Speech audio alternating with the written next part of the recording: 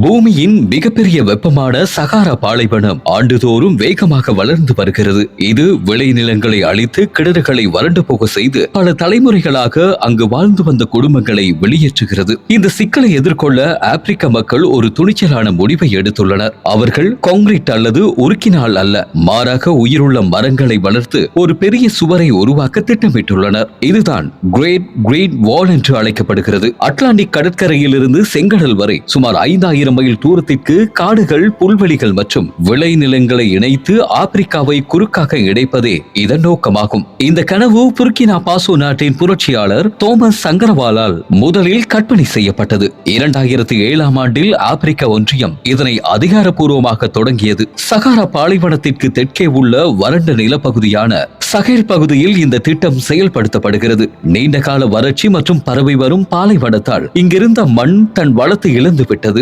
இதனால் பயிர்கள் விளையாமல் மக்கள் பசி மற்றும் வறுமை காரணமாக சொந்த ஊரை விட்டு வெளியேறுகின்றனர். இந்த தீய சுழற்சியை உடைக்கவே இந்த பசுமை சுவர் உருவாக்கப்பட்டது. ஆரம்பத்தில் ஒரே வழியாக 5000 மைல் மரங்களை நடுவது என்று திட்டமிடப்பட்டது. ஆனால் அத்தகைய கடுமையான சூழ்நிலையில் அந்த மரங்கள் தாக்கு பிடிக்காது என்று விஞ்ஞானிகள் எச்சரித்தனர். இதனால் திட்டம் மாற்றப்பட்டு அந்த பகுதிக்கு ஏற்றால் போல் காடுகளை வளர்ப்பது, புல்வெளிகளை மீட்டெடுப்பது, மழை நீரை சேமிப்பது மற்றும் விவசாய முறைகளை மேம்படுத்துவது என பல வழிகளில் செயல்படுத்தப்படுகிறது. 2030ஆம் ஆண்டிற்குள் 10 கோடி ஹெக்டேயர் வறண்ட நிலத்தை மீட்டெடுப்பது, 25 கோடி டன் கார்பன் டை ஆக்சைடை உறிஞ்சுவது மற்றும் 1 கோடி பசுமை வேலை வாய்ப்புகளை உருவாக்குவது இதன் முக்கிய இலக்குகளாகும். செனகல் மற்றும் எத்தியோப்பியா போன்ற நாடுகளில் சில வெற்றிகள் கிடைத்தாலும் இந்த திட்டம் திட்டமிட்ட வேகத்தில் செல்லவில்லை. 2020ஆம் ஆண்டின் ஆய்வின்படி இலக்கில் 20% குறைவானவையே எட்டப்பட்டுள்ளன.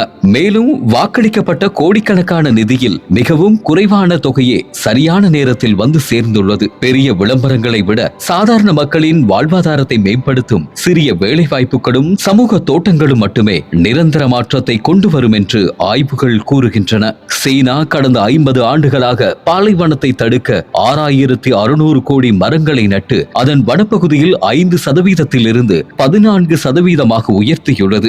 இதன் மூலம் ஆப்பிரிக்கா சில முக்கியமான பாடங்களை கற்றுக்கொண்டுள்ளது. இயற்கை என்பது வெறும் மரங்களை அவசரமாக நட்டுவிட்டு செல்வதால் மட்டும் மீண்டு வருவதில்லை. அதற்கு பொறுமையும் முறையான திட்டமிடலும் தேவை. ஆப்பிரிக்காவின் கிரேட் கிரீன் வால் இன்று பூமியில் நடக்கும் மிகப்பெரிய நிலமீட்பு முயற்சிகளில் ஒன்றாகும். பல தடைகளை தாண்டி இது மெல்ல வளர்ந்து வருகிறது. இது உலகெங்கிலும் உள்ள வறண்ட நிலங்களை மீட்க ஒரு சிறந்த வழிகாட்டியாக மாறுமா அல்லது நிறைவேறாத வாக்குறுதியாக மாறுமா என்பதை பொறுத்திருந்துதான் பார்க்க வேண்டும். இந்த தொகுப்பு உங்களுக்கு பிடித்திருந்தால் மறக்காமல் ஷேர் செய்யுங்கள். ஆயுள் டிராவலிங்கை சப்ஸ்கிரைப் செய்யுங்கள்.